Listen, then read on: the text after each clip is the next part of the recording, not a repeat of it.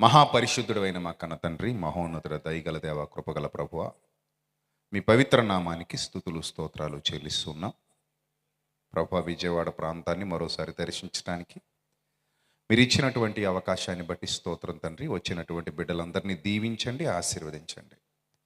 ప్రభు, మీ పిల్లలు వినువారు మాత్రమై ఉండి తమను తాము మోసగించుకోకుండా వింటున్నటువంటి మాటలను అనుసరించి జీవించగలిగే భాగ్యాన్ని ప్రసాదించమని, సమస్త విషయాలలో మీ కృప కనికరం పిల్లలకు తోడుగా ఉంచి ప్రభా, ఈ నూతన ఆశీర్వాదాలతో బిడ్డల జీవితాలను నింపి వెలుగుమయమైన జీవితాలను గ్రహించమని వేడుకుంటున్నాం. మీ దాసునిగా నన్ను ఎత్తిపట్టుకుని మీ ఆత్మ సహాయమును అనుగ్రహించి ప్రభా, వారు వింటున్నటువంటి ప్రతి మాట వారి హృదయాలలో 30 60 100 ఫలించి వారిని నిత్యజీవ మార్గంలో ఉత్తమమైన స్థితిలో ఉంచినట్లుగా మీ సహాయమును అనుగ్రహించమని ప్రభువా, ఆది నుండి అంతం వరకు క్రమంగా మర్యాదగా మీ నామానికి మహిమకరంగా మా అందరి జీవితాలకు దీవెనకరంగా ఈ సభలను జరిగించమని వేడుకుంటూ మా కొరకు రాని ఉన్న ప్రభు అయిన క్రీస్తు పేరిట ఈ ప్రార్థన మనవులు సమర్పించి మీ వద్ద నుండి పరలోకపు జవాబు పొందుకుంటున్నాం మా కన్న తండ్రి. ఆమేన్. ప్రియమైన దైవజనాంగమా, దేవుని వాక్యం తరాలలో యుగాలలో మరుగై ఉండేది. ఆ మరుగైన దేవుని మాట భూమి మీదకు రంగప్రవేశం చేసింది. బాగా అర్థం చేసుకోండి. ఆదాము హవ్వల కాలంలో దేవుని మాటలు గ్రంథస్థం చేయబడి భూమి మీద లేవు, లిఖితపూర్వకంగా లేవు, లిపి కలిగి లిఖితపూర్వకంగా గ్రంథంగా లేవు. ఇప్పుడు ఆదాము హవ్వల కాలంలో నోవహు కాలం వచ్చింది, జలప్రళయం సంభవించింది. జలప్రళయానికి ముందు కానీ జలప్రళయం తర్వాత కానీ భూమి మీద దేవుని మాటలు గ్రంథస్థం చేయబడి లేవు. జలప్రళయం గతించిపోయిన తర్వాత నోవహు ద్వారా మరలా సంతాన అభివృద్ధి జరిగింది. ప్రజలు భూమి అంతటా వ్యాపించడం జరిగింది. అప్పుడు కూడా దేవుని మాటలు భూమి మీద లేవు. ఆ తర్వాత అబ్రహాము, ఇస్సాకు, యాకోబు, యోసేపు, ఇలా ఎందరో భక్తులు ఆయా తరాలలో రావడం, వారు తమ పరిచర్య ఈ భూమి మీద ముగించుకుని వెళ్ళిపోవడం జరిగింది. అప్పుడు కూడా దేవుని మాటలు గ్రంథస్థం చేయబడి ఈ భూమి మీదకు రాలేదు, లేవు.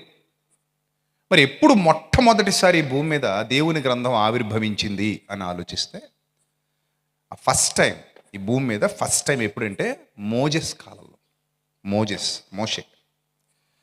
మోషే గారు ఎప్పుడైతే ఇశ్రాయేలీయులను ఐగుప్తులో నుండి పాలస్తీనాకు నడిపించడానికి నాయకుడిగా దేవుని చేత నియమించబడ్డాడో, ఆ పవిత్ర కార్యాన్ని, లక్షలాది మంది ప్రజల్ని గమ్యస్థానానికి చేర్చే ఆ పవిత్రమైన కార్యాన్ని, ఆ గొప్ప కార్యాన్ని దేవుడు ఎప్పుడైతే మోషే గారికి అప్పగించాడో, అప్పుడు దేవుడు వాళ్ళను పరిశీలన చేసినప్పుడు కట్టు లేక తిరుగుతున్న ఈ ప్రజలు దేవోక్తి లేనందు వల్ల ఇలాగైపోయారు. దేవోక్తి లేకపోవటం వల్ల జనులు కట్టు లేక తిరుగుదురు. సామెతల గ్రంథంలో చెప్తాడు. వీళ్ళు కట్టు లేకుండా అయిపోవడానికి గల ప్రధాన కారణం దేవోక్తి లేకపోవడం. కాబట్టి దేవోక్తి అనగా దేవుని మాట. ఉక్తి అంటే మాట అని అర్థం, తెలుసు కదా మీ అందరికీ. ఆ మాట ఎప్పుడైతే వీళ్ళకి ఇస్తామో వీళ్ళ జీవితాలు బాగుపడతాయి, వీళ్ళ ఆలోచనలు బాగుపడతాయి, వీళ్ళు సంస్కారవంతులుగా మారతారు, వీళ్ళ బ్రతుకులు దిద్దుకుంటారు అని ఆలోచించే దేవుడు మొట్టమొదట ఓల్డ్ టెస్టమెంట్ ఇచ్చాడు. దాన్నే పాత నిబంధన అని పిలిచాం. పాత నిబంధన. నిబంధన అంటే ప్రమాణము అని కూడా అనొచ్చు. నిబంధన అంటే అది ప్రమాణం చేయుట, ప్రజలకు దేవునికి మధ్య జరుగుతున్న ఒక ఒప్పందము అని కూడా అనొచ్చు. ఒప్పందము, ప్రమాణము, నిబంధన, ఇవన్నీ కూడా ప్రజలకు దేవునికి మధ్య జరుగుతున్నటువంటి ఒక ఒడంబడిక. What is that? ఒడంబడిక. ఇలాంటి నానార్థాలు చాలా ఉంటాయి, చాలా పదాలు ఉంటాయి, వాటితో ఏదైనా పిలవచ్చు. ఈ దేవుడు ఈ భూమి మీదకి గ్రంథాన్ని, పాత నిబంధన అనే గ్రంథాన్ని ఎందుకు పంపించాడు? అందులో ఎన్ని పుస్తకాలు ఉన్నాయి? దాదాపుగా 39 పుస్తకాలు ఉంటాయి. పాత నిబంధనలో మొత్తం 39 పుస్తకాలు ఉంటాయి, ఆది కాండం మొదలుకొని మలాకి గ్రంథం వరకు. ఈ 39 పుస్తకాలు ఒకరోజు ఇవ్వబడినవి కావు. ఫస్ట్ 5 పుస్తకాలు ఇవ్వబడ్డాయి. ఆ 5 ఏమిటి? ఆది కాండం, నిర్గమకాండం, లేవియకాండం, సంఖ్యాకాండం, ద్వితీయోపదేశకాండం. వీటిని పంచగ్రంథాలు అంటారు. తోరా అని పిలుస్తారు హీబ్రూలో తోరా అంటారు.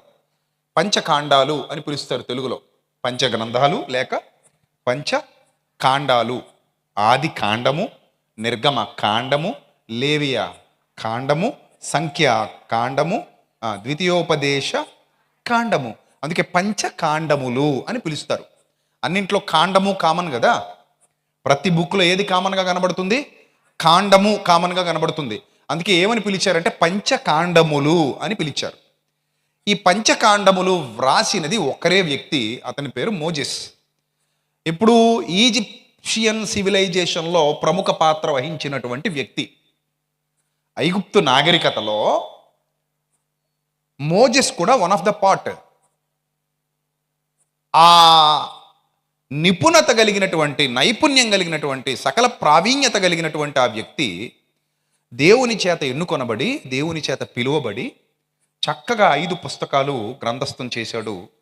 అప్పటి నుండి ప్రజలకు ఎలా నడవాలి, ఎలా నడవకూడదని రూల్స్ అర్థం అవటం మొదలయ్యాయి. అప్పటి వరకు ప్రజలకు రూల్స్ ఉన్నాయా? లేవు. మనుష్యులు కట్టుబాటు లేకుండా చెడిపోతున్నారు, పాడైపోయారు. వాళ్ళ ఆలోచనలు పాడైపోయాయి, వాళ్ళ ఉద్దేశాలు పాడైపోయాయి. చూడండి, బైబిల్ గ్రంథంలో ఒక మాట ఉంది, నేరస్థాపన అంటారు దాన్ని. నేరస్థాపన ఏమనంటే, నరుని హృదయాలోచన ఎప్పటి నుండి చెడ్డదట? వాని బాల్యము నుండి చెడ్డది. అంతేనా? నరుని హృదయాలోచన ఎప్పటి నుంచి చెడ్డది? వాని బాల్యము నుండి చెడ్డది అని గ్రంథం చెప్తోంది. బాల్యం నుండి చెడ్డదట. హృదయంలో పుట్టే ఆలోచన ఎప్పటి నుంచి చెడిపోతుందట? బాల్యం నుండి చెడిపోతుందట.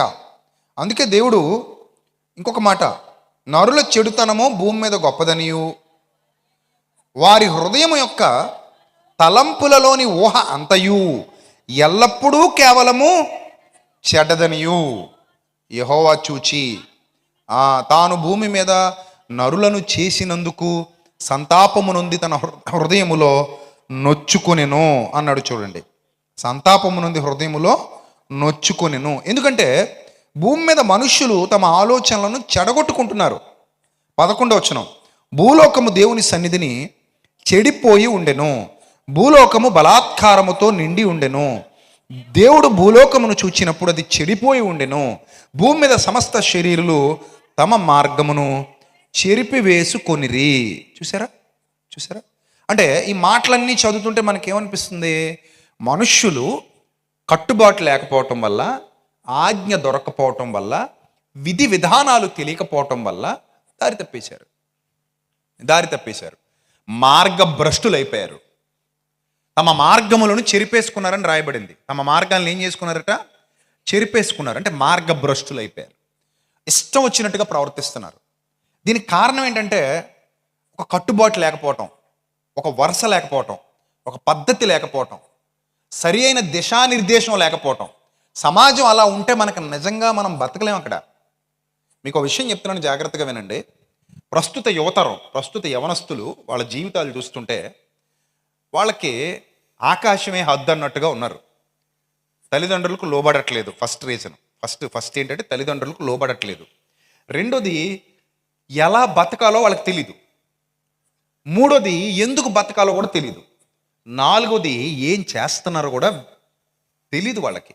అంటే విచక్షణ లేదు, విచక్షణ జ్ఞానం కోల్పోయారు.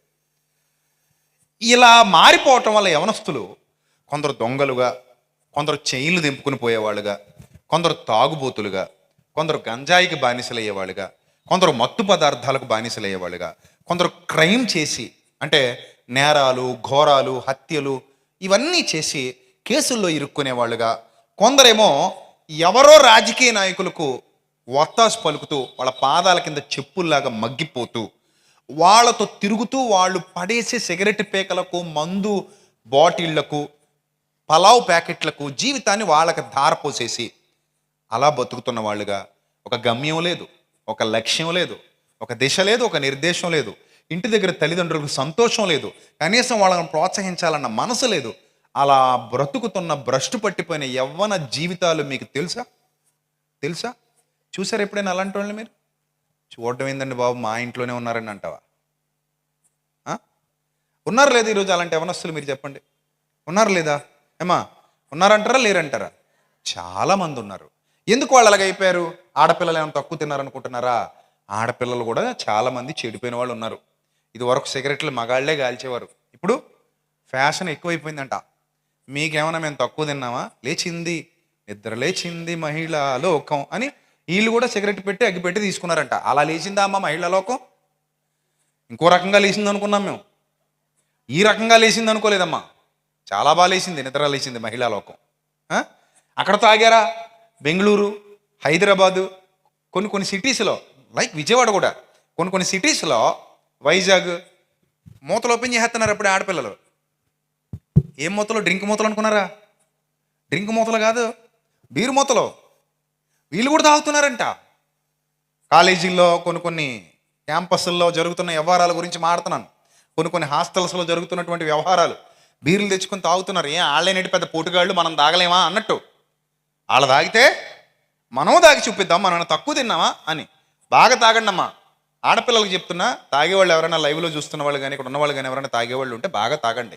రేపు పొద్దున్న మీ గర్భసంచి మొత్తం కుళ్ళిపోయి పిల్లలు పుట్టడానికి పనికిరాదని ఆ బుడగలో ఈ బుడగలో ఆ బోల్ట్లు ఈ బోల్ట్లు గర్భసంచి లోపల మొదలయ్యాయని డాక్టర్ గారు మీకు చెప్పినప్పుడు, అప్పుడు నెత్తి నోరు బాదుకొని అర్రే ఎంత పెద్ద పని చేసాం, మాకు ఇవన్నీ ముందు తెలియదండి బాబు, తెలిస్తే అప్పుడు తాకపోదాం వేయకపోదాం అని అప్పుడు ఏడుస్తారు.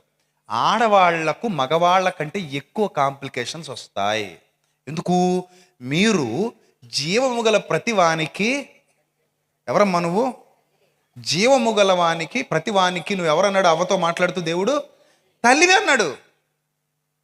అందుకే చూడండి, గర్భధారణ సమయంలో ఎలాంటి బ్యాడ్ హ్యాబిట్స్ ఉండటానికి వీలు లేదు. కానీ సిగరెట్ కూడా కాల్చకూడదు కడుపులో బిడ్డ ఉన్నప్పుడు. మందు చుక్క కూడా లోపలికి వెళ్ళటానికి వీలు లేదు అసలు. ఎందుకంటే నువ్వు తీసుకునే ప్రతిదీ, ఈవెన్ నీ ఆలోచనలతో సహా, not only food, not only drink, even నీ ఆలోచనలతో సహా నువ్వు తీసుకున్న ప్రతి దాని ఇంపాక్ట్ ఎవరి మీద పడుతుంది? కడుపులో ఉన్న బిడ్డ మీద పడుతుంది. అందుకే ఆ 9 నెలలు కూడా చాలా కేర్ఫుల్గా ఉండాడు ఆడవాళ్ళు అని డాక్టర్లు చెప్తారు. కానీ తెలివైన ఆడపిల్లల కంటే ముందు అజ్ఞానపు ఆడపిల్లలు ఎక్కువైపోవడం వల్ల చాలా ఇష్టానుసారంగా వ్యవహరిస్తూ ఇష్టానుసారంగా ప్రవర్తిస్తున్నారు. ఇవన్నీ ఎందుకు జరుగుతున్నాయి? మీరు సీరియస్గా ఆలోచన చేయండి. ఇక్కడ ప్రాబ్లం రావడం వల్ల. ప్రాబ్లం ఎక్కడుంది చెప్పండమ్మా? ప్రాబ్లం ఎక్కడుంది? ఇక్కడ. ప్రాబ్లం ఎక్కడుందమ్మా? ఇక్కడ. అది దేవుడు ఆలోచించాడు. అది దేవుడు ఆలోచించి, అరే నాయనా, మనుషుల్ని మార్చాలంటే పైన ఏం చేసినా మారదు. చాలామంది వాక్యం వింటున్నారు ఇప్పుడు క్రైస్తవ సమాజంలో, కానీ ఫలితం కనబడట్లేదు. నాకు అప్పుడప్పుడు అనిపిస్తుంది, స్కూల్లో విద్యార్థులు ఇలాగే కూర్చుని ఉంటారు క్లాసులో, టీచర్ గారు నాలా ఒక్కడే ఉంటాడు, పైన బ్లాక్ బోర్డు ఉంటుంది, రాసుకుంటూ పాఠాలు చెప్పుకుంటూ 365 రోజులు శుద్ధ మొక్కలు అరగదీసేస్తాడు, బ్లాక్ బోర్డు అరగదీసేస్తాడు, నోరు అరిగిపోద్ది, కిందన కూర్చున్న వాళ్ళు టకటక రాసేస్తుంటారు, పెన్నులు అరిగిపోతాయి, పుస్తకాలు కరిగిపోతాయి, బరువు పెరిగిపోద్ది, 365 రోజులు వచ్చేస్తారు, వెళ్ళిపోతారు, పరీక్షా హాల్ నిండిపోద్ది, పేపర్లో చకచక రాసేస్తారు, ఎడిషనల్ మీద ఎడిషనల్ సీట్లు తీసేసుకుంటారు, ఇచ్చేస్తారు, రిజల్ట్ రోజు వస్తుంది. ప్రాసెస్ అంతా ఒకేలా జరిగింది. చూసారు, నేను ఫస్ట్ నుంచి లాస్ట్ దాకా చెప్పినప్పుడు ఎలా జరిగింది ప్రాసెస్? సేమ్ ఒకేలా జరిగింది. కానీ రిజల్ట్ మాత్రం ఎలా వచ్చింది? చాలా తేడాగా వచ్చింది కదా. ర్యాంకులు వచ్చేవాళ్ళు కొందరు, బొంకులో పనిచేయడానికి పోయేవాళ్ళు కొందరు. అర్థమైందా? వాళ్ళకి ర్యాంకులు వచ్చాయి, వీళ్ళకి బొంకులో జాబులు వచ్చాయి. రండి బాబు, ఎంత లీటరా 2 లీటర్లా? ఏరా ఆయన ఎక్కడ కనబడుతున్నావు ఏంటి? మా నాన్న ఇక్కడ జాయిన్ చేయడండి. ఇదివరకు అక్కడ జాయిన్ చేయడు కదా. అక్కడ జాయిన్ చేసినప్పుడు వంకరేస్తాలు వేసానండి. అక్కడ సరిగ్గా లేదు కాబట్టి ఇక్కడ జాయిన్ చేశాడండి. ఇక్కడ కరెక్ట్గా బాగుందా? బాగుందండి. ఏం బాగుంది? డ్యూటీ టైంకి వచ్చేస్తున్నానండి. పెట్రోలు డీజిల్ కొట్టుకునండి, శుభ్రంగా వచ్చిన బళ్ళు అన్నీ తుడిసేసి, ఎవరికైనా గాలి తక్కువైతే గాలిట్టేసి ఇంటికి వెళ్ళిపోయి మా నాన్నతో గాలిట్టించుకుంటున్నానండి. ఇదా జీవితం? తేడా ఎక్కడొచ్చింది? టీచర్ కరెక్ట్గానే చెప్పాడు. ఆ ఫస్ట్ ర్యాంక్ వచ్చినోడికి అదే ఎసెన్స్ ఇచ్చాడు, అటర్ఫ్లాప్ అయినోడికి అదే ఎసెన్స్ ఇచ్చాడు. టీచర్లో ప్రాబ్లం లేదు, ఇక్కడ ప్రాబ్లం ఎవరిలో ఉంది? తీసుకునే వాళ్ళలో ఉంది ప్రాబ్లం. అలాగే ఈరోజు సంఘాల్లో వాక్యం ప్రకటింపబడుతోంది. అరే మీరు సంఘాలే కాదు, యూట్యూబ్ ఓపెన్ చేస్తే నాలాంటి వాడు ఎవడో కూడా మాట్లాడుతూనే ఉన్నాడు 24 గంటలు.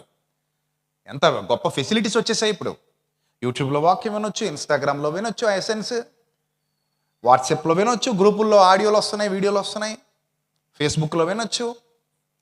ఈ మధ్య ఇంకా రకరకాలు వచ్చేసినాయి. ఏవో కొత్త కొత్త యాప్లన్నీ బయలుదేరుతున్నాయి సోషల్ మీడియాలో. వినొచ్చు. టీవీలు ఇంకా ఉన్నాయి, అక్కడక్కడ కనుమరుగైపోలేదు. ఇంకా శుభవార్త ఛానల్ అని, ఆరాధన ఛానల్ అని, కలవరి అని, అవి ఇంకా ఉన్నాయి. డిష్ టీవీలో కనబడుతున్నాయి అక్కడక్కడ. వినొచ్చు. వాక్యానికి కరువు లేదు. అంటే అందులో సత్యం చెప్పేవాళ్ళు ఉన్నారు, అసత్యం చెప్పేవాళ్ళు ఉన్నారు, అది వేరే విషయం. కానీ వాక్యానికైతే కరువు లేదు, వస్తుంది, వాక్యం వస్తుంది. కానీ ప్రజల్లో చైతన్యం రావట్లా. వాక్యం వస్తుంది కానీ చైతన్యం రావట్లేదంటే కారణం ఒక్కటే, డోలో ట్యాబ్లెట్ జేబులో పెట్టి తిరిగితే ఎలాంటి ప్రయోజనం ఉండదు. ఆకలి బాగా వేస్తుంది, ఎవడో నీకు బిర్యానీ పొట్లం ఇచ్చాడు, ఏం చేయాలి? దాన్ని పొట్ట కట్టుకుని బెల్ట్ గట్టిగా పెట్టుకోవాలి. కాసేపటికి పొట్ట అబ్జార్బ్ చేసేసుకుంటుంది ఆ బిర్యానీని. ఆవాహం ఆవాహం అంటది అనమాట. అప్పుడు ఈ బిర్యానీలో ఉన్న శక్తి అంతా అలాగా అవాహయామి అన్నట్టు పొట్టలోకి వెళ్ళిపోద్ది. ఆ పొట్టలోకి వెళ్ళిపోయి నీకు ఎక్కడలేని ఎనర్జీ వచ్చేస్తుంది. రైటా? వస్తుందా? రాదు. మరి నీ పొట్ట నిండాలి అంటే ఆ శక్తిని, ఆ బిర్యానీ తాలూకా శక్తి ఏదైనా ఉంటుంది నీ శరీరానికి అందాలి అంటే ఏం చేయాలి? పొట్టకు కట్టుకోవాలా, నోట్లో పెట్టుకోవాలా? పొట్టకు కట్టుకోవాలి. పొట్టకు కట్టుకోవాలా? వివేకవంతులు కావాలంటే, జ్ఞానవంతులు కావాలంటే, ఆత్మీయంగా ఆరోగ్యకరమైన స్థితిలో ఉండాలంటే దేవుని యొక్క వాక్యాన్ని హృదయంలో పెట్టుకోవాలి.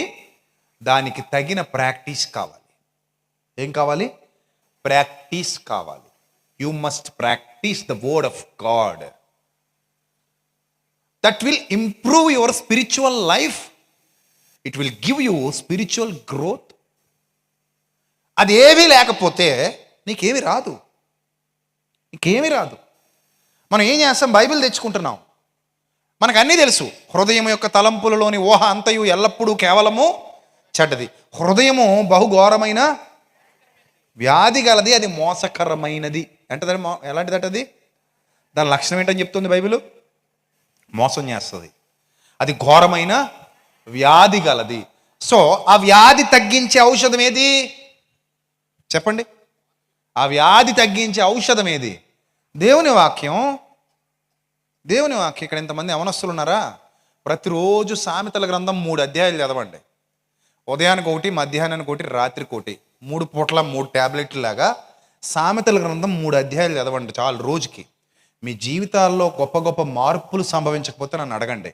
చదవండి అంటే ఇందాక చెప్పినట్టు చదవడం కాదు, ఏం చేయడం? ధ్యానించడం. ధ్యానించడం, అర్థం చేసుకోవటం, ఆలోచించటం, వీటి ప్రకారంగా నడుస్తున్నానా లేదా పరీక్షించుకోవటం. అప్పుడు మన జీవితాల్లో ఖచ్చితంగా మార్పు వస్తుంది. యవనస్తులు మారుతారు, యవనస్తురాళ్ళు మారుతారు, పెద్దలు మారుతారు, చిన్నలు మారుతారు, వృద్ధులు మారుతారు. అందరిలో మార్పు వస్తుంది. దేవుడు కోరుకున్న మార్పు మీ అందరిలో కనబడుతుంది. ఎప్పుడు? జ్ఞానము లోపలికి వెళుతున్నప్పుడు, జ్ఞానం లోపలికి వెళుతున్నప్పుడు, ఆయన ఆలోచన నీ లోపలికి వెళుతున్నప్పుడు నువ్వు దాని వల్ల ప్రభావితం చెందుతావు. ఈరోజు దురదృష్టం ఏంటంటే మొబైల్ మనల్ని చాలా ప్రభావితం చేస్తుంది. సినిమాలు మనల్ని చాలా ఇంపాక్ట్ చేస్తున్నాయి పిల్లల మీద. సినిమాల ప్రభావం చాలా ఉంది పిల్లల మీద, యవనస్తుల మీద. సినిమా హీరోయిన్ల ప్రభావం చాలా ఉంది పిల్లల మీద. సీరియల్స్ ప్రభావం చాలా ఉంది. సోషల్ మీడియా ప్రభావం చాలా ఉంది. ఇదంతా పిల్లల మీద నెగిటివ్ ఇంపాక్ట్ తీసుకొస్తుంది. There is no positive impact. ఎక్కువేముంది? నెగిటివ్ ఇంపాక్ట్ వస్తుంది. ఈ నెగిటివ్ ఇంపాక్ట్ రావటం వల్ల ఎక్కువ మంది చెడు మార్గాల్లోకి వెళ్ళిపోతున్నారు. మీరు ఆలోచన చేయండి, చెడిపోతే జీవితం బాగుంటుందా? బాగుపడితే జీవితం బాగుంటుందా? ఏం చేస్తే జీవితం బాగుంటుంది? అందరికీ బాగుపడాలనే ఉంది, కానీ బాగుపడే దిశగా అడుగులు వేయట్లేదు. ఇది బాధాకరం. అందరికీ బాగుపడితే బాగుంటుందనే ఉంటుంది, కానీ బాగుపడే దిశగా అడుగులు వేయడం చాలామందికి తెలీదు. చాలామంది జీవితాల్లో ఈరోజు నిరాశ, అశాంతి, సంతోషం లేదు, శాంతి లేదు, నెమ్మది లేదు. ఉందా మీ కుటుంబాల్లో శాంతి? ఉందా మీ కుటుంబాల్లో నెమ్మది? ఉందా మీ కుటుంబాల్లో ప్రశాంతత? మీ కుటుంబంలో దేవుని యొక్క ప్రసన్నత కనబడుతోందా? మీ కుటుంబాల్లో ఆ కాంతి, ఆ సంతోషమయమైన జీవితం, మీ హృదయం నిండా ఆనందం, మీ హృదయం నిండా తృప్తి, మీ హృదయం నిండా నెమ్మది ఉన్నాయా? లేవు కదూ. చాలామంది జీవితాల్లో కన్నీరు తాండవం ఆడుతుంది. చాలామంది జీవితాల్లో దుఃఖం ఉంది. చాలామంది జీవితాల్లో బాధ ఉంది. దీనికి కారణం ఏంటో తెలుసా? మనం అందరం ఒకే ఒక మాట చెప్పేస్తాం, దీనికి అంతటికి కారణం సాతానండి అంటాం. దీని అంతటికి కారణం ఎవరట? సాతాను. మీకు విషయం చెప్పనా? సాతాను నేరుగా మీ జీవితంలో ఏ పని చెయ్యలేడు. సాతాను మీ ఆలోచనలను వాడుకొని మిమ్మల్ని పాడు చేస్తాడు. పాయింట్ అర్థమైందా? సాతాను ఒక రకంగా చెప్పాలంటే నీ వేలు పైకెత్తుకునేలా చేసి నీ వేలుతో ఏం చేస్తాడు? చెప్పు ఏం చేస్తాడు? అర్థమైంది? ఇప్పుడు అర్థమైందా? ఏం చేస్తాడు? నీ వేలుతో నీ కన్నే పొడుచుకునేలా చేస్తాడు. అది సాతానిగడి మాయాజాలం. ఇదొక్కటి గుర్తించు, సాతాన్ని దరిదాపులకు కూడా రాడు. సాతాను వాడే టెక్నిక్ ఎప్పుడు కూడా నీ ఆలోచనలు పాడు చేయడమే, నీ వేలుతో నీ కన్ను పొడుచుకునేలా చేయడమే. చెప్తాను మీకు ఒక అద్భుతమైన ఉదాహరణ చెప్తాను. యోహాను సువార్త తీయండి, బైబిల్ తీయండి అందరూ. అందరికీ తెలిసినటువంటి విషయం ఏంటంటే ఇస్కరియోతు యోధ డబ్బుల కోసం యేసుప్రభువుని ఏం చేశాడు? అప్పగించాడు. అదే కదా మనకు తెలుసు, అంతే కదా. ఇస్కరియోతు యోధ ఏం చేశాడు? డబ్బుల కోసం యేసుప్రభువుని ఏం చేశాడు? అప్పగించాడు. అది మనందరికీ తెలుసు. కానీ ఇక్కడ రాయబడిన మాట మీరు జాగ్రత్తగా గమనిస్తే, ఇస్కరియోతు అప్పగించాలన్న ఆలోచన కలిగిన వాడు కాడు. ఇస్కరియోతుకు బేసిక్గా ఆలోచన లేదు. కానీ ఈ ఆలోచన అనే విత్తనాన్ని ఇస్కరియోతు యోధ హృదయంలో నాటినవాడు ఎవడట? సాతాను. ఇందాకేం చెప్పాను నేను? మీ వేలితో మీ కన్నే పొడుచుకునేలా చెయ్యడమే సాతాను పని. వాడు నేరుగా మీ దగ్గర ఏమీ చేయలేడు. బైబిల్ అంతా చదవండి, ఎక్కడైనా సరే వాడు మీ ఆత్మీయ స్థితిలో భ్రష్టత్వం తీసుకురావాలన్నా, దేవునికి మిమ్మల్ని దూరం చేయాలన్నా, అజ్ఞానంలో మిమ్మల్ని పడేసి మీ బ్రతుకులు పాడు చేసి మీ జీవితాల్లో ఆశీర్వాదం లేకుండా చేయాలన్నా మీ వేలితో మీ కన్ను పొడుచుకునేలా చేస్తాడు. ఇది అపవాది పని. చాలామంది ఆర్థికంగా నష్టపోతారు. ఎందుకు నష్టపోతున్నారు ఆర్థికంగా? ఎక్కడో తప్పు జరుగుతోంది. ఒక ఆవిడ కిరాణా కొట్టు దగ్గర 5 కేజీల బియ్యం కొనుక్కుంది. ఇంటికి వచ్చేసరికి సంచి ఖాళీగా ఉంది. తప్పు ఎవరిది? ఏమా, నా పాయింట్ మీకు అర్థమైందా? కిరాణా షాప్ దగ్గరికి వెళ్ళింది, 5 కేజీల బియ్యం కొనుక్కుంది. ఎందులో వేసుకుంది? సంచిలో వేసుకుంది. సంచి పట్టుకుని ఇంటికి వస్తుంది. కానీ ఇంటికి వచ్చేసరికి సంచిలో బియ్యం గింజలు లేవు, ఖాళీగా ఉంది. ప్రాబ్లం ఎక్కడ జరిగింది? ఎస్, సంచికి ఏముందమ్మా? చిల్లుందమ్మా. ఇప్పుడు చిల్లున్న సంచి చూసుకోకుండా తీసుకెళ్ళి 5 కేజీల బియ్యం కొనుక్కొని ఆ చిల్లులో నుండి మొత్తం బియ్యం పోయేలాగా చేసుకొని ఇంటికి వచ్చి గుండెలు బాదుకుని ఏడుస్తూ సాతానుగాడే అంత పని చేసాడండి అంటే ఏమైనా బాగుందా? తప్పెవరిది? సాతానుగాడిదా నీదే? నీదే. ఏదైనా ఒక పని చేస్తున్నప్పుడు నేను చేస్తున్న పని పర్ఫెక్ట్గా ఉందా లేదా, నేను రైటా రాంగా, నేను కరెక్ట్ వేలో వెళుతున్నానా వెళ్ళట్లేదా, సంచికి సిల్లు ఉందా లేదా, ఇందులో పోస్తే బియ్యం ఉంటాయా ఉండవా, అయినా నడుస్తూ వెళుతున్నప్పుడు బరువు తగ్గుతున్నట్టు అనిపిస్తుందా లేదా, ఒకసారి వెనక్కి ముందుకి చూసుకోవాల్సిన అవసరం ఉందా లేదా. అక్కడే చూసుకుంటే కొన్ని బియ్యం పోయేవి, తర్వాత అయినా అది రెక్టిఫై చేసుకునే అవకాశం ఉండేది. మనం ఎలాంటి వాళ్ళు అంటే నిండా మునిగిపోయేంత వరకు, చేతులు మొత్తం కాలిపోయేంత వరకు ఆకులు పట్టుకునే పరిస్థితి రానివ్వం. మీ జీవితంలో చాలామంది ఇలాంటి పరిస్థితులు ఎదుర్కొంటున్నారు. నాకు తెలిసిన ఒక యవనస్తుడు ఉన్నాడు, చెప్తాను జాగ్రత్తగా వినండి. ఉద్యోగం వచ్చింది, నెలకి ₹1,00,000 జీతం. ఎంత? నెలకి ₹1,00,000. సంవత్సరానికి ఎంత? 12 లక్షలు. 10 సంవత్సరాలకి ఎంత? ₹1,20,00,000. ఇవన్నీ లెక్కేసుకున్నాడు. అమ్మయ్యా, ₹1,00,000 ఫ్లాట్ కొన్నాడు. ఇప్పుడు ఈఎంఐ ₹1,00,000 ఏం కొన్నాడు? ఫ్లాట్ కొన్నాడు. 70,000 ఈఎంఐ పోతుంది. ఇంకెంత మిగిలింది? 30,000. ఫ్రెండ్ ఎవడన్నాడంట, ఏ ఇంత మంచి ఉద్యోగం వచ్చిన తర్వాత ₹1,00,000 వస్తుంది నీకు, ఇంత మంచి ఉద్యోగం వచ్చిన తర్వాత ఏంది ఇలాగా సిటీ బస్సులకి కారులో ఇవన్నీ తిరుగుతావు, ఇలాగా కార్లు పెట్టి తిరుగుతావు. అలా కాదు, సొంతంగా ఏదైనా కొనుక్కో. బండి కొందామా, కొను, మంచిది కొను. 2,50,000 పెట్టి బండి కొన్నాడు. దానికి ఓ 10,000 పోతుంది ఈఎంఐ. ఏమా పోనీ, లేదా 7,000 పోతుంది ఈఎంఐ. 77,000 అయిపోయింది. ఇంక 23,000 మిగిలింది. ఈ 23,000లో తిండికి, కాస్ట్లీ బట్టలకి, కాస్ట్లీ తిరుగుళ్ళకి, ఫ్రెండ్ల పార్టీలకి 1,00,000 పోగా ఇంటికి ఫోన్ చేసి మళ్ళీ 10,000 5,000 వాళ్ళ నాన్న ఏమని అడుగుతున్నాడంట. వీళ్ళ నాన్న ఇక్కడ ఏం చెప్పుకున్నాడు, మా వాడికి ₹1,00,000 జీతం. సరే, ఇప్పుడు 10 సంవత్సరాలకి 1,20,00,000 కదా, లెక్కలేశారు కదా, సంవత్సరానికి 12 లక్షలు కదా. ఇవన్నీ గాల్లో మేళ్ళ కట్టి ఈఎంఐ కట్టడానికి ఇల్లు కొనేసుకున్నాడు కదా. సరిగ్గా సంవత్సరం ఉద్యోగం చేశాడు. సంవత్సరం ఉద్యోగం చేసిన తర్వాత వాళ్ళు అన్నారు, నీ పర్ఫార్మెన్స్ మాకు నచ్చలేదు నాయన, గెట్ అవుట్ అన్నారు. ఇప్పుడు ఎంత నెలకి? మరి 1,20,00,000 అన్నావు, 1,20,00,000 అన్నావు కదా. అంటే నీ ఊహలకి గ్రౌండ్ రియాలిటీకి చాలా తేడా ఉంటుంది. ఇప్పుడు సంవత్సరం 12 నెలలు కట్టాడు. 13వ నెలలో ఈడు తినడానికే మెతుకులకే గింజలకే డబ్బులు లేవు. ఇప్పుడు ఈఎంఐ ఎక్కడ కడతాడు? 70,000 కట్టడు, 7,000 10,000 కట్టడు. ఇప్పుడు బండి ఏమో బ్యాంక్ కూడా పట్టుకుపోతాడు. అప్పటి వరకు సంవత్సరం అంతా సంపాదించింది పోయే. తర్వాత ఇల్లు కట్టాడు సంవత్సరం పాటు. ఇప్పుడు ఈడు కట్టట్లేదు కదా, వేలం వేసేస్తాడు.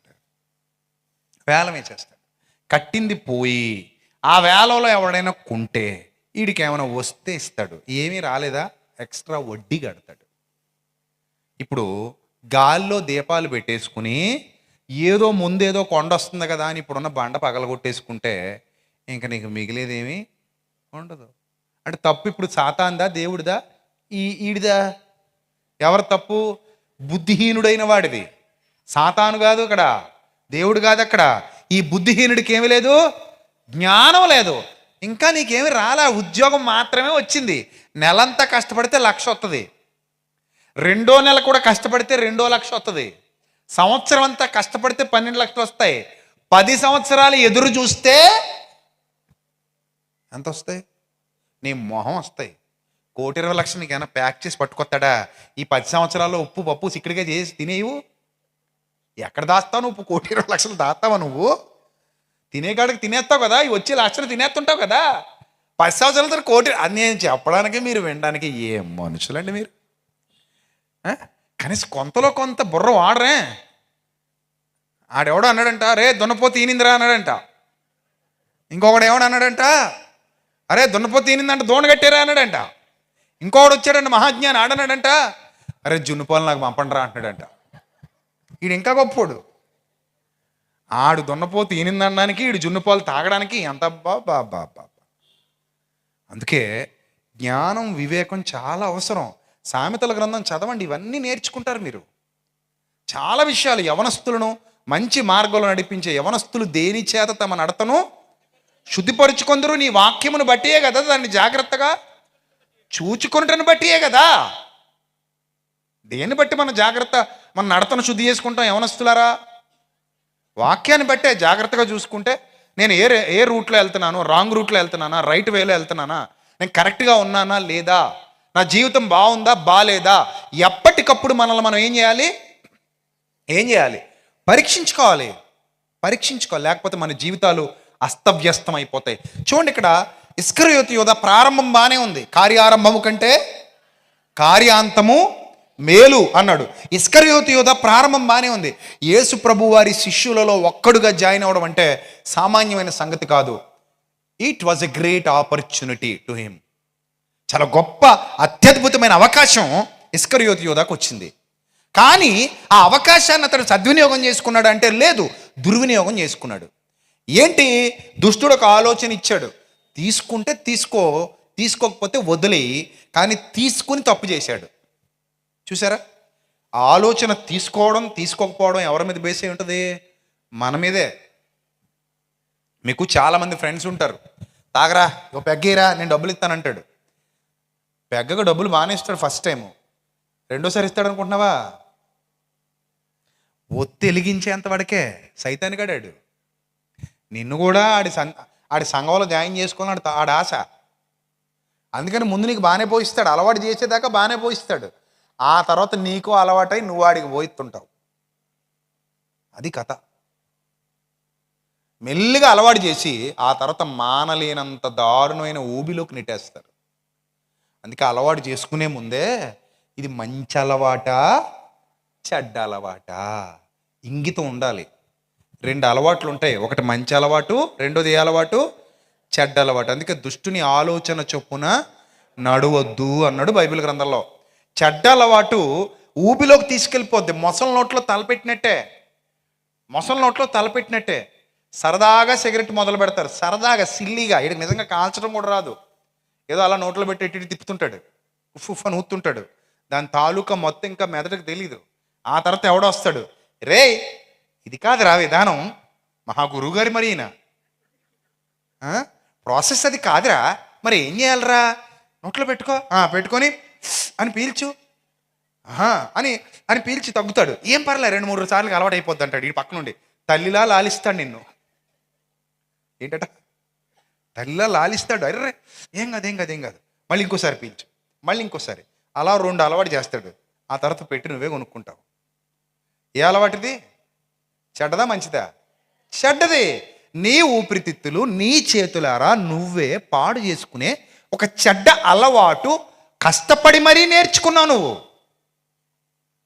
ఒక్క పెట్టి సిగరెట్లు కాల్చేసరికి మొత్తం లంగ్స్ అన్నీ పాడైపోతాయి, లంగ్స్ అన్నీ పొగచూరిపోతాయి, నల్లగా అయిపోతాయి, విడుదల కాకూడని కెమికల్స్ విడుదలవుతూ ఉంటాయి.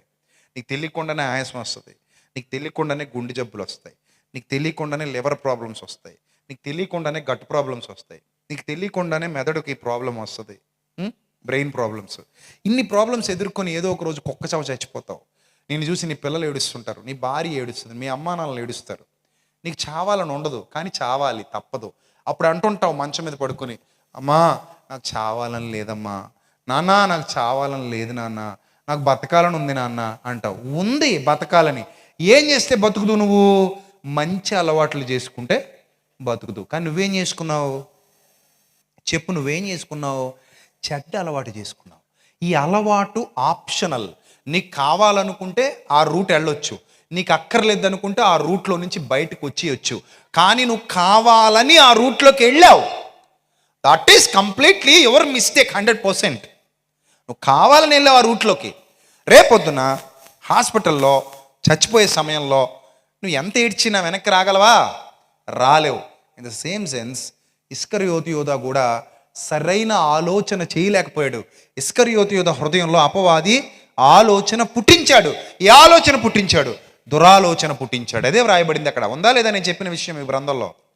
వారు భోజనము చేయిచుండగా ఆయనను అప్పగించాలని సీమోను కుమారుడు ఇస్కరియోతు యోధ హృదయంలో అపవాది ఇంతకు ముందు ఆలోచన పుట్టించాడు అని వ్రాయబడింది.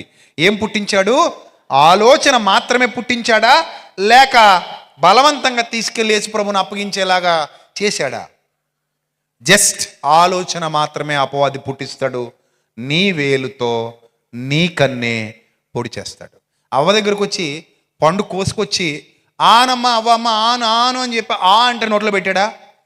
ఏం చేశాడు? మరి ఏం చేశాడు? దాని గురించి ఎక్స్ప్లెయిన్ చేస్తూ ఆలోచన పుట్టించాడు.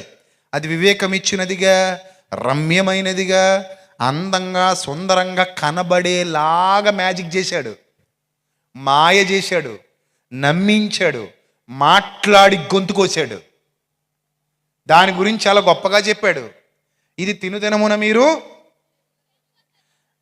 చావనే చావరు, మీరు దేవతల వలె ఉంటారు అని చెప్పి వంచించి నమ్మించి ఆలోచన పుట్టించి ఆమెంతట ఆమె వెళ్ళి కోసుకొని తిని తన భర్తకు కూడా ఇచ్చేలాగా ప్రేరేపించాడు. ఇప్పుడు తప్పెవరిది? సాతానుదా అవ్వదా? తప్పెవరిది?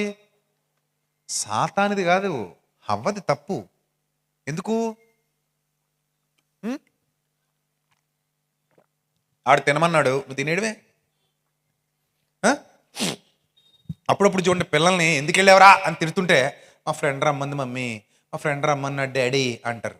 మీ ఫ్రెండ్ గడ్డి తినమంటే తినేస్తావా? మీ ఫ్రెండ్ ప్రకాశం బ్యారేజ్ ఎక్కి దూకేమంటే దూకేస్తావా? మీ ఫ్రెండ్ చెప్తే నీ విచక్షణ ఏమైంది?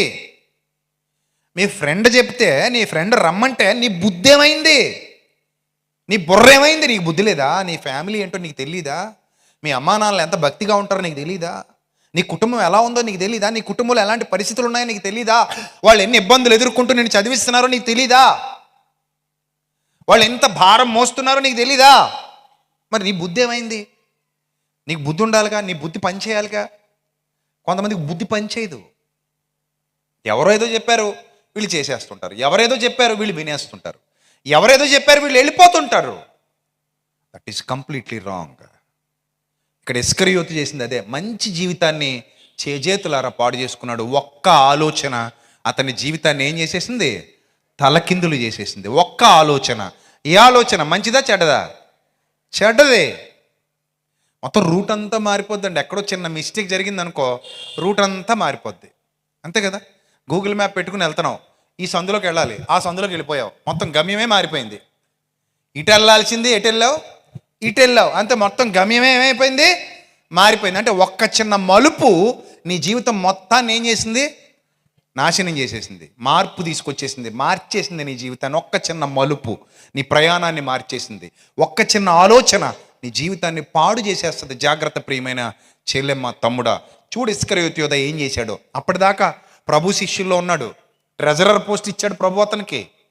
ట్రెజరర్ పోస్ట్ అంటే ఏంటనుకుంటున్నావు? సంచిలో వేయబడినది లెక్క చూసి ఖర్చెంత, జమెంత, మిగిలిందెంత. ట్రెజరర్ ఎవరంటే ఇస్కరియోతు యోధ. అలాంటి గొప్ప పోస్ట్లో ఉండి ఆ సంచిలో పడే డబ్బులు దొంగతనం చేసేవాడంట ఇస్కరియోతు యోధ. ఆ సంచిలో పడే డబ్బులు దొంగతనం చేస్తున్నప్పుడు కూడా యేసు ప్రభు ఎప్పుడు అతన్ని ఏమనలేదు. ఎందుకంటే మారతాడేమో అని ఎదురు చూశాడు. చివరికి వాడు యేసు ప్రభువుని అమ్ముకునే స్థాయికి దిగజారిపోయాడు. మీరు ఆలోచించండి ఈ రాత్రి. ఒక్క ఆలోచన, ఒక్క చెడ్డ ఆలోచన నీ జీవితం మొత్తాన్ని నాశనం చేసేస్తుంది. ఎవరైనా చెప్తే వింటున్నావేమో చెడ్డ ఆలోచనలు వెనుకో. ఎవరైనా నేను దారి తప్పిస్తున్నారేమో, సోదరా సోదరి, ఇప్పటికే ప్రాసెస్ మొదలు పెట్టాడేమో అపవాది నీ వేలుతో నీ కన్ను పొడిపించడానికి. నీ ఇంటి పక్క వాళ్ళతో చెడ్డ ఆలోచనలు చెప్పిస్తున్నాడేమో, నీ ఎదురింటి వాళ్ళతో చెడ్డ ఆలోచనలు ఇప్పిస్తున్నాడేమో. పర్లేదు ఇలా చేస్తే నీకు డబ్బులు ఎక్కువ వస్తాయి అంటున్నాడేమో, పర్లేదు ఇలా చేస్తే ఎవరికి తెలియదు అంటున్నాడేమో, సరదాగా ఎంజాయ్ చేద్దాం ఇప్పుడు కాకపోతే ఇంకెప్పుడు అంటున్నాడేమో, తప్పు మార్గాల్లోకి నిన్ను నడిపిస్తున్నాడేమో. జాగ్రత్త నా ప్రియమైన సోదర సోదరి, ఇది దేవుడు నీకు ఇచ్చిన అందమైన జీవితం. దేవుడు నీకు మాత్రమే ఇచ్చిన అందమైన శరీరం, అందమైన జీవితం దేవుడు నీ సొంతం చేశాడు. దానికి ఎంత గొప్ప భవిష్యత్తు ఉందో, నిన్ను ఏ స్థితిలో నిలబెట్టబోతున్నాడో, నిన్ను ఎక్కడి వరకు నడిపించబోతున్నాడో, నిన్ను ఎంత ఉన్నతంగా దీవించబోతున్నాడో, నిన్ను ఎంత ఆశీర్వదించబోతున్నాడో.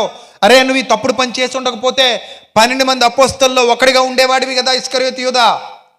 సువార్త చేతబట్టుకుని నువ్వు కూడా ఏదో ఒక ప్రాంతానికి అపోస్తలుల మాదిరిగా వెళ్ళేవాడివేమో, అక్కడ కొన్ని సంఘాలు కట్టేవాడివేమో, ఒక గొప్ప నాయకుడిగా చరిత్రలో మిగిలిపోయి చచ్చిపోయేవాడివేమో, ఒక గొప్ప హతసాక్షిగా ప్రభు కొరకు మారేవాడివేమో.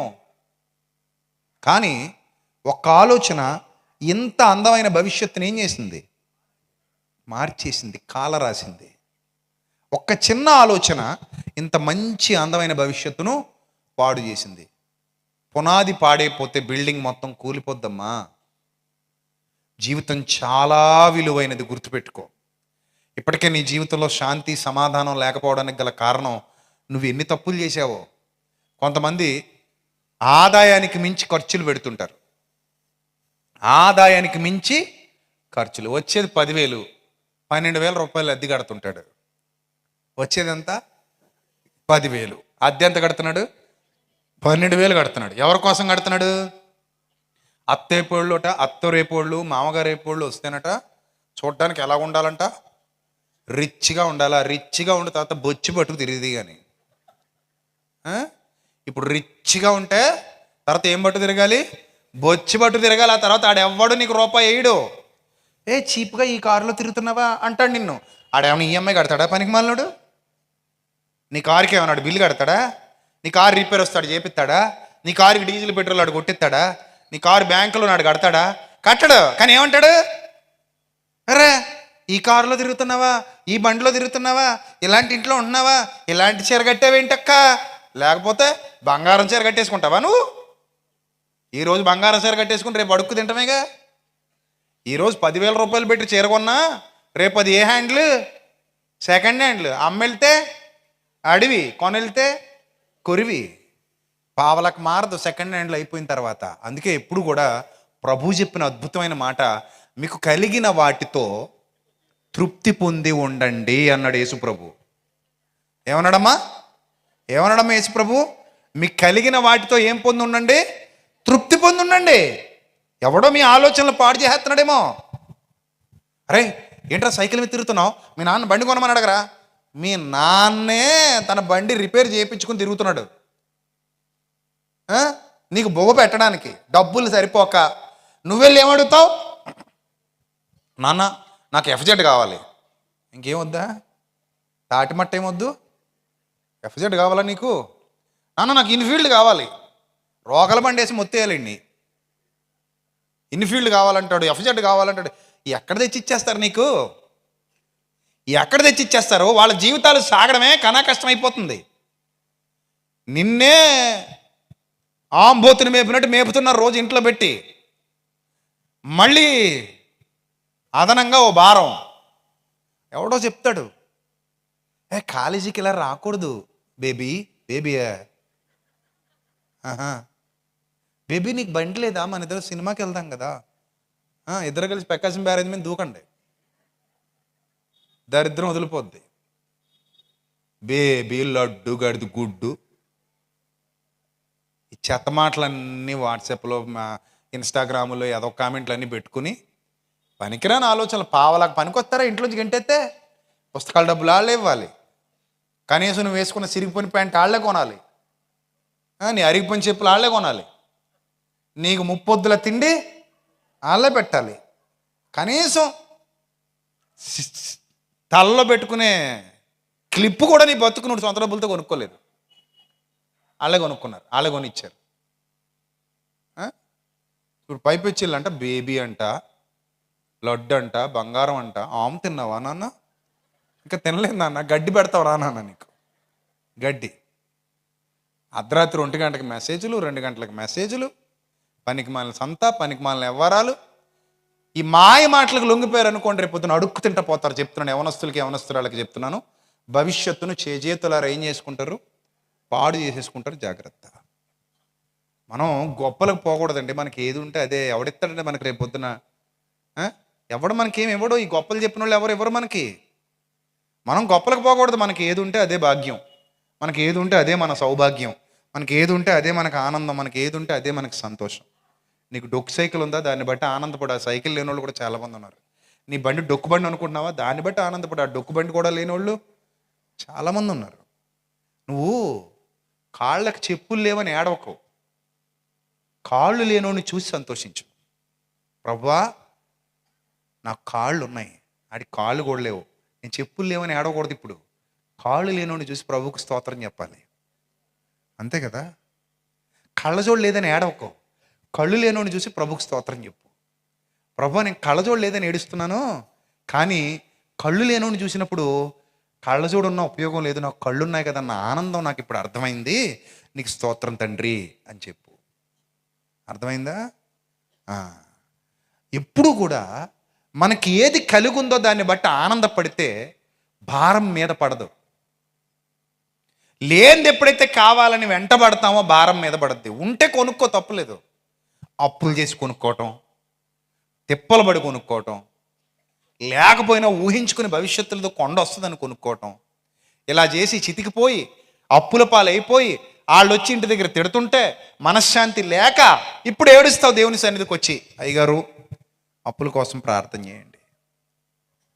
నేను ఇవేమి చెప్పకుండా ఏదైనా చేయగలడు అని పాట పాడాను అనుకో, చేసేస్తాడా నీకోసం?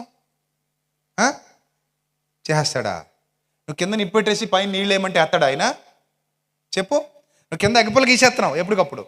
నువ్వు అగ్గిపుల్ల గీసేసి ప్రభు వర్షం కురిపించి మంట ఆర్పు, ఈ మంట అర్పంటే ఆయన అంటాడు, నేను అగ్గిపుల్ల ఎవడికి ఇమ్మన్నాడు రా, నేను అలాగే ఇస్తాను ప్రభా. నాకు ఒక పాట తెలుసు కదా ప్రభా, ఏమైనా చేయగలవని పాడతాను ప్రభా.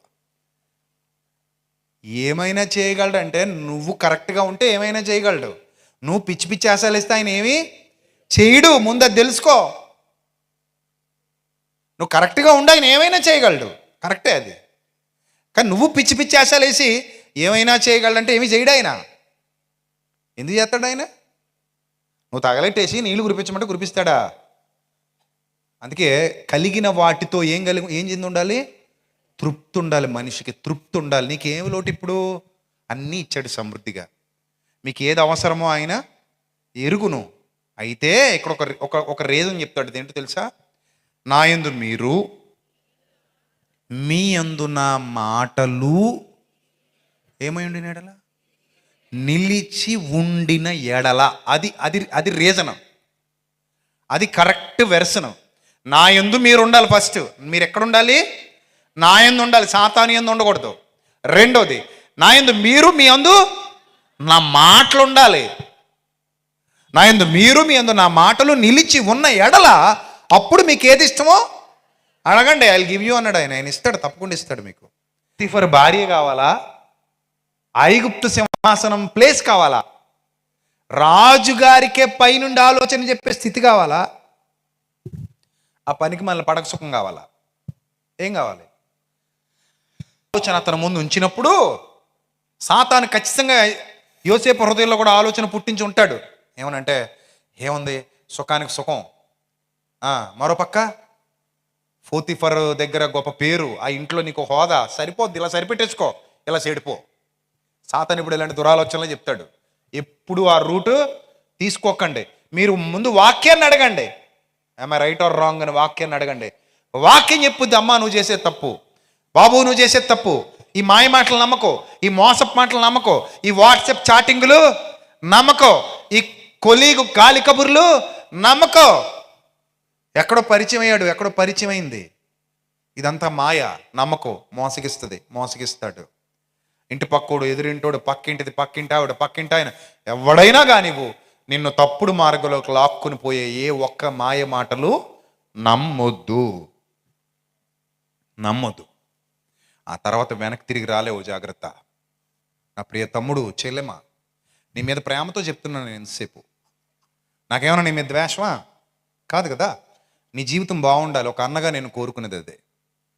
నా దేవుడు నన్ను ఇక్కడ నిలబెట్టింది నిన్ను బాగు చేయటానికి, నిన్ను ఆశీర్వాదించడానికి. నువ్వు ఆశీర్వాద కారణంగా ఉండాలి తప్ప శాప కారణంగా ఉండకూడదు. నీ జీవితం బాగుండాలి. ఇప్పటికే జరిగిపోయిన తప్పులు ఏమైనా జరిగిపోయి ఉంటే ఇకనైనా పోయిందేమీ లేదు. ఇంకా నీకు చాలా మంచి భవిష్యత్తు ఉంది. ఎక్కడైనా ఆగిపో, ఆలోచించు, చక్కటి నిర్ణయాలు తీసుకో. యోసేపు చక్కటి నిర్ణయం తీసుకున్నాడు. ఐగుప్తు సింహాసనం పైన కూర్చున్నాడు వెళ్ళి. నా యందు మీరును, మీ యందు నా మాటలను నిలిచి ఉండిన ఎడల మీకేది ఇష్టమో అడగండి, అది మీకు అనుగ్రహింపబడును. కాబట్టి ప్రియమైన దేవుని ప్రజలారా, దేవుడు మీకు ఇవ్వాలనుకుంటున్నవి చాలా ఉన్నాయి. ఇస్తాడు ఆయన. నిన్ను ఇంకా గొప్ప స్థితిలో నిలబెడతాడు. ఈ జీవితం అందుకే ఇచ్చాడు నీకు. నిన్ను పాడు చేయాలని పిలవలేదు ఆయన. నిన్ను హెచ్చించడానికే పిలిచాడు, నిన్ను బాగు చేయడానికే పిలిచాడు, నిన్ను సంపూర్ణ ఆశీర్వాదంతో నింపడానికే పిలిచాడు. చివరికి తన సింహాసనం మీద నేను కూర్చోబెట్టుకుంటానన్నాడు. యేసుప్రభు చేసిన వాగ్దానం. నేను జయించి నా తండ్రితో కూడా ఆయన సింహాసనం ముందు కూర్చుని అన్న ప్రకారము జయించి వాని నాతో కూడా నా సింహాసనమునందు కూర్చుని పెట్టుకుంటే, తండ్రి సింహాసనం ప్రభుది, ప్రభు సింహాసనం మనది. అర్థమైందా? ప్రకటన గ్రంథంలో రాయబడినటువంటి మాట అది. చాలా అద్భుతమైన మాట. నేను జయించి నా తండ్రి సింహాసనం ముందు కూర్చుని ఉన్న ప్రకారము జయించి వానిని నాతో కూడా నా సింహాసనమందు కూర్చుండనిచ్చెదను. వచనం ప్రకటన గ్రంథం 3వ అధ్యాయం 21 నుంచి చదువుదాం. నేను జయించి నా తండ్రితో కూడా ఆయన సింహాసనమునందు కూర్చుండి ఉన్న ప్రకారము జయించు వానిని నాతో కూడా నా సింహాసనమునందు కూర్చుండనిచ్చేదను. ఇది చదివి చాలామంది ఏమనుకుంటారంటే అక్కడ 2 సింహాసనాలు ఉన్నాయి. ఒకటేమో తండ్రి సింహాసనం, ఒకటేమో కుమారుడి సింహాసనం, తండ్రి సింహాసనం మీద తండ్రి కూర్చున్నాడు, కుమారుడి సింహాసనం ఖాళీగా ఉంది, తండ్రి సింహాసనం మీద కుమారుడు కూర్చున్నాడు. కాసేపు నాకు వచ్చి కుమారుడు తన సింహాసనం మీద కూర్చుంటాడు, మళ్ళీ కూర్చోబెట్టుకుంటాడు. ఏం కాదది. తండ్రికి కలిగినవన్నీ నావి, నాకు కలిగినవన్నీ మీవి. తండ్రి సింహాసనమందు నేను కూర్చున్నాను, నా సింహాసనమందు మిమ్మల్ని కూర్చోబెట్టుకుంటానంటే అర్థం తండ్రికి కలిగినవన్నీ నావి, నాకు కలిగినవన్నీ మీవి. అంతే దాని అర్థం. అంతే, 2 సింహాసనాలు ఉన్నాయని కాదు. స్పిరిచువల్ నాలెడ్జ్ ఉండాలి మనకి. Spiritual knowledge, that is most important to our spiritual life. So అలాంటి గొప్ప వాగ్దానాలు ఉన్నాయి మనకి. కాబట్టి ప్రియమైన యవనస్తులారా, నా తమ్ముళ్ళారా, చెల్లెమ్మలారా, అక్కలారా, అన్నలారా, మీ అందరికీ చేతులెత్తి నమస్కరించి మరీ చెప్తున్న ఒక దైవ సేవకుడిగా, ఇక్కడ ప్రాబ్లం ఉంటే బయట ఏది మారదు. బయట ఏది మారాలన్నా ముందు ఎక్కడ మారాలి? ఇక్కడ మారాలి. గుర్తుపెట్టుకో, ఇక్కడ మారితేనే అంతా మారుతుంది. ఇక్కడ మారనంత వరకు ఏది మారదో. నీ ఇల్లు అలాగే ఉంటుంది, నీ ఉద్యోగం అలాగే ఉంటుంది, నీ వ్యాపారం అలాగే ఉంటుంది, నీ ఆరోగ్యం అలాగే ఉంటుంది, నీకు కలిగిన సమస్తం ఎలాగుందో అలాగే ఉంటుంది. ఇంకా హీనమైన స్థితికి వెళ్తావు, బాగుపడలేవు. ఎప్పుడు ఆశీర్వదింపబడతావో తెలుసా? ఎప్పుడు దీవించబడతావో తెలుసా? ఎప్పుడు వర్ధిల్లుతావో తెలుసా? ఎప్పుడు హెచ్చైన స్థితిలో నీకు ఎదుగుతావో తెలుసా? ఇక్కడ మార్చుకో, మొత్తం మారిపోద్ది. అర్థమైందా? ఫీజు కొట్టేసింది, మనం బల్బు రిపేర్ చేస్తున్నాం, పని అవుద్దా? ఏమా, ఫీజు కొట్టేస్తే బల్బు ఇప్పుతావా? ఫీజు కొట్టేస్తే బల్బు ఇప్పుతావా నువ్వు? మరి ఏం చేయాలి ఇప్పుడు? ఆ ఫీజు దగ్గరికి వెళ్ళు, అక్కడ మార్చు. అక్కడ మారిస్తే లైట్లన్నీ ఏమైపోతాయి? ఆటోమేటిక్గా వెలిగేస్తాయి. నీ కుటుంబంలో వెలుగులు కావాలా? ఎంతమంది కుటుంబాల్లో వెలుగులు కావాలని కోరుకుంటున్నారు? చేయి చూపించండి. దేవా, నా కుటుంబాన్ని వెలిగించు తండ్రి ఈ రాత్రి. దేవా, నా కుటుంబంలో వెలుగులు నింపు. ఆశీర్వాదం అనే వెలుగు నా కుటుంబానికి కావాలి. దీవెన అనే వెలుగు నా కుటుంబానికి కావాలి.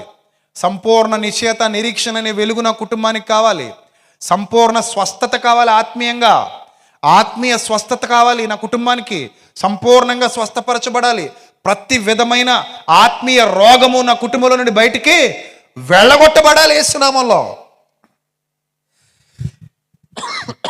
ఇవన్నీ జరగాలంటే ఎక్కడ మారాలి? ఎక్కడ మారాలి? ఇక్కడ మారాలి. ఇక్కడ మారితే అన్నీ మారుతాయి.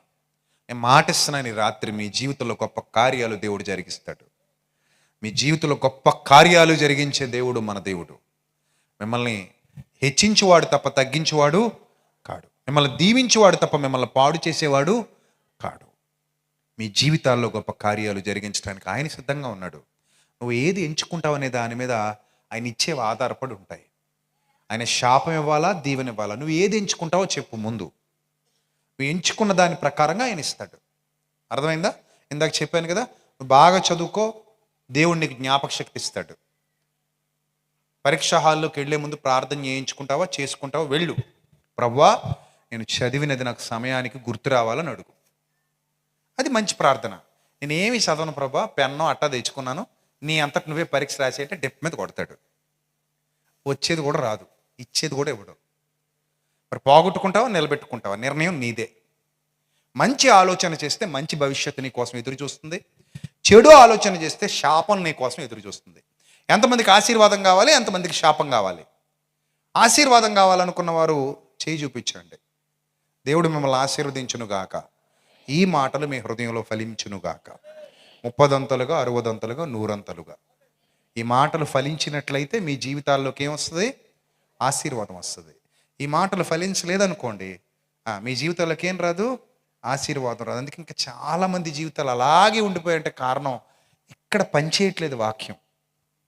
జ్వరం ఎందుకు తగ్గట్లేదు? ట్యాబ్లెట్ ఎక్కడ ఉండిపోయింది? అది బిర్యానీ ఎక్కడ ఉండిపోయింది? ఎక్కడ ఉండిపోయింది? పొట్ట పైన ఉండిపోయింది. ఇంకేమవుతుంది? అరగదు, శక్తి రాదు, ట్యాబ్లెట్ లోపలికి వెళ్దు, జ్వరం తగ్గదు. వాక్యం ఎక్కడ ఉండిపోయింది? వాక్యం ఎక్కడ ఉండిపోయిందమ్మా? తలంపుల్లోకి వెళ్తుందా? కొంతమంది వాక్యం వింటారా, విని ఇక్కడే వదిలేసి వెళ్ళిపోతారు, ఇంటికి కూడా పట్టుకెళ్ళరు మహానుభావులు. నిజం ఇది. ఇంటికి వెళ్ళిన తర్వాత ఈరోజు సాయంత్రం సభకి వెళ్ళాను. ఏం చెప్పాడు? చాలా బాగా చెప్పాడు. అదేలే చాలా బాగా ఏం చెప్పాడు? అదే అంటున్నాను కదా చాలా బాగా చెప్పాడని. అదేరా నాయన చాలా బాగా ఏం చెప్పాడు? చాలా బాగా చెప్పాడు అంతే. ఇంతకీ ఏం చెప్పాడు? చాలా బాగా చెప్పాడంటే చిర్రెత్తుకొచ్చేద్ది నాకు. ఏం చెప్పాడంటే చెప్పండి, ఏం చెప్పుకున్నాం మనం ఫస్ట్ నుంచి ఇప్పటి వరకు?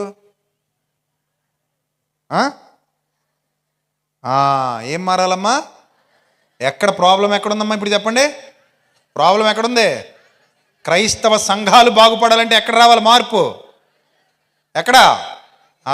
మన సంఘాలు బాగుండాలంటే ఇక్కడ రావాలి మార్పు. మనం ఇక్కడ మానేసి తలబా రుద్దుకున్నావా? రుద్దుకున్నాను. తెల్ల చీర కొన్నావా? కొన్నాను. ముసుగేసేవా? వేసాను. ఇక్కడ ముసుగేస్తావు, ఇంటికి వెళ్ళి ముసుగు తీసి మొగుని సిత కుట్టేస్తావు. ఇక్కడ మాత్రం ఏమేస్తావు? ముసుగేసి ఏం ఎరగనట్టు కూర్చుంటావు అట్టాగా. ఇంటికి వెళ్ళాక ఆడికేస్తావు ముసుగు. ఉన్నారు లేదా అలాంటి వాళ్ళు? అయ్యో. సో ఎక్కడమ్మా? ఇక్కడ మారదామమ్మా. ఇక్కడ మారితే దేవుడు మొత్తం నీ వ్యవస్థే మార్చేస్తాడు. నీ వ్యవస్థే మారిపోద్ది. నేను చెప్తున్నాను కదా, రాసిపెట్టుకు ఈ రాత్రి. ప్రభా నీ సేవకుడు వచ్చి ఇలా చెప్పాడు, నేను ఈ మాట ఎత్తిపట్టుకుని ప్రార్థన చేస్తున్నాను. నేను ఇక్కడ మారుస్తా, నువ్వు నా వ్యవస్థ మారుస్తావా? దేవా తండ్రి నేను ఇక్కడ మార్చుకుంటా, నువ్వు నా జీవితం మొత్తాన్ని మారుస్తావా అని అడుగు. ఆయన ఎస్ అంటాడు తప్ప నో అని అండు. ఏమంటాడు? ఎస్ ఎస్, నువ్వు ఇక్కడ మార్చు, నీ వ్యవస్థ మొత్తం మార్చి చూపిస్తా. యోసేపు ఇప్పుడు రథం మీద తిరుగుతున్నాడు. యోసేపు ఎక్కడ తిరుగుతున్నాడు? రథం మీద తిరుగుతున్నాడు. యోసేపు అమ్మబడినవాడా కొనేవాడా? అమ్మబడిన వాడిని ఎలా చేసి పడచాడు తెలుసా? చుట్టుపక్కల ఎక్కడ ధాన్యం పడిన కొనేస్తున్నాడంట. కొనేసి ఎక్కడేస్తున్నాడు? ధాన్యాగారాల్లో. ఇప్పుడు అడుక్కునేవాడా పంచిపెట్టేవాడా? అడుక్కునేవాడా పంచిపెట్టేవాడా? పంచిపెట్టేవాడయ్యాడు యోసేపు. ఏ కుటుంబం అయితే తోసేసిందో ఆ కుటుంబానికి ఏమయ్యాడు? దిక్కయ్యాడు. ఏ కుటుంబం అయితే అమ్మేసిందో ఆ కుటుంబం కొనుక్కోవడానికి వచ్చింది ఈయన దగ్గర తిండి గింజలో. అది నీ దేవుడు చేసే గొప్ప కార్యం. అలా ఉంటుంది నీ జీవితంలో. నీ దేవుడు కార్యం చేయడం మొదలు పెడితే అలా ఉంటుంది. ఇక్కడ మార్చో, వ్యవస్థ మొత్తం మార్చి చూపిస్తాడు ఆయన. ఎక్కడ మారినంత వరకు నీ దగ్గర ఏది మారదు. నీకు కావాల్సింది మోటివేషన్ కాదు, రియలైజేషను, సిన్సియారిటీ. అక్కడి నుంచి నీ జీవితంలో ప్రతి అడుగులో మార్పు కనబడుతూ ఉంటుంది. ఆయన నేను హెచ్చిస్తాడు తప్ప తగ్గించడు. అంత గొప్ప దేవుడు ఆయన. నేను హెచ్చించేవాడు, నీకు బలం ఇచ్చేవాడు, నీకోసం ఏదైనా చేస్తాడు. కానీ నువ్వు ఇక్కడ మార్చితేనే, నువ్వు ఇక్కడ మార్చకపోతే నీకోసం ఏమీ చెయ్యడు. ఎందుకంటే నీకు ఆయనకు మధ్యలో ఏం అడ్డొస్తున్నాయి? అడ్డంగా ఈ దుర్నీతి అడ్డొస్తుంది, ఈ అవిధేయత అడ్డొస్తుంది, ఈ అజ్ఞానం అడ్డొస్తుంది. కాబట్టి ప్రియమైన దేవుని ప్రజలారా, మార్చుకుందాం, ఆశీర్వదించబడదాం. ఏం చేద్దాం? మార్చుకుందాం, దీవించబడదాం. ఇక్కడ మార్చుకుందాం, వ్యవస్థను మార్చుకుందాం. ఇక్కడ మార్చుకుందాం, మన వ్యవస్థ మొత్తాన్ని మార్చుకుందాం, మన పరిధి మొత్తాన్ని మార్చుకుందాం, మన కుటుంబంలో వెలుగులు నింపుకుందాం. అట్టి ధన్యత దేవుడు మీకు, మీ కుటుంబాలకు సమృద్ధిగా అనుగ్రహించునుగాక. అందరూ తల్ల వంచండి, ఆకాశము తట్టు మీ కుడి హస్తాలు చాపండి, ప్రార్థన చేద్దాం. ఈ వాక్యం విన్నవారు ఆకాశము తట్టు మీ కుడి హస్తాలు చాపండి, ప్రార్థన చేద్దాం. ప్రార్థన ద్వారా దేవుణ్ణి వేడుకుందాం. మహాపరిశుద్ధుడైన మా కన్న తండ్రి, మహోన్నతుడ, దయగల దేవ, కృపగల ప్రభువా, మీ పవిత్ర నామానికి స్తుతులు స్తోత్రాలు చెల్లిస్తున్నాం. ఇంతవరకు ప్రభా విలువైన మీ వాక్య సంపద మా హృదయాల్లోనికి పంపించినందుకు స్తోత్రం తండ్రి. పడిపోయిన జీవితాలు తిరిగి నిలబడడానికి, ఆత్మీయ జీవితాలు కట్టుకోవడానికి, ఎవరైతే వాళ్ళ జీవితాలు భ్రష్టు పట్టించుకుంటున్నారో వాళ్ళు బాగుపడడానికి అనేకమైన సంగతులు మాకు నేర్పించినందుకు స్తోత్రం తండ్రి. వచ్చినటువంటి పిల్లలందరినీ దీవించండి. తమ్ముళ్ళు, అన్నయ్యలు, అక్కలు, చెల్లెమ్మలు ఎంతోమంది, యవనస్తుల నుంచి వృద్ధుల వరకు పిల్లలు ఎంతోమంది ఈ మాటలు విన్నారు. వారందరినీ జ్ఞాపకం చేసుకోండి. ఈ సభలు ఏర్పాటు చేసిన దైవ సేవకుల కుటుంబాన్ని దీవించండి, ఆశీర్వదించండి. వచ్చినటువంటి బిడ్డలందరినీ జ్ఞాపకం చేసుకోండి. ముఖ్యంగా ఇతర విశ్వాసాలకు చెందినటువంటి సహోదరులు కూడా వచ్చారు. వారిని కూడా జ్ఞాపకం చేసుకోండి. మీ కృపలో బలపరిచి భద్రపరిచి మీ సహాయము, శక్తి, బలము అనుగ్రహించమని, మీ సన్నిధి కాంతి ప్రకాశము చేత మీ పిల్లల్ని నిలువబెట్టి నడిపించమని. ప్రభు విత్తబడిన వాక్యం ప్రభు దుష్టుడు ఎత్తుకుని పోకుండా సరి అయిన ఆలోచన కలిగి మీ పిల్లలు విన్న వాక్యం అంతటిని వారి హృదయాల్లో ఫలింపజేసుకున్నట్లుగా మీ సహాయం అనుగ్రహించమని. ఎవరైతే ఆకాశము తట్టు వారి చేతులు చాపి మీ తట్టు మీ సహాయము కొరకు అర్థిస్తున్నారో ఆ కుటుంబం మీదకి మీ ఆశీర్వాదము దిగి వచ్చునుగాక. వారి జీవితాలలో వెలుగులు నింపబడునుగాక. వారి హృదయములు సంస్కరింపబడునుగాక. వారి హృదయాలలోని చెడు అంతయు తొలగిపోవునుగాక. వారి హృదయాలలో మీ సత్యము స్థాపింపబడునుగాక. అటు ధన్యత మీ బిడ్డలందరికీ దయచేయండి. మీ కృపలో బలపరచండి. ఎల్లవేళల వారు మీ సంపూర్ణ నిశ్చయతలో ఆనందించినట్లు సహాయము దయచేయమని, ఘనత, మహిమ, ప్రభావములు మీకు మాత్రమే చెల్లిస్తూ యేసుక్రీస్తు నామములో ప్రార్థన మనవులు అడుగుచున్నాం మా కన్న తండ్రి. ఆమేన్.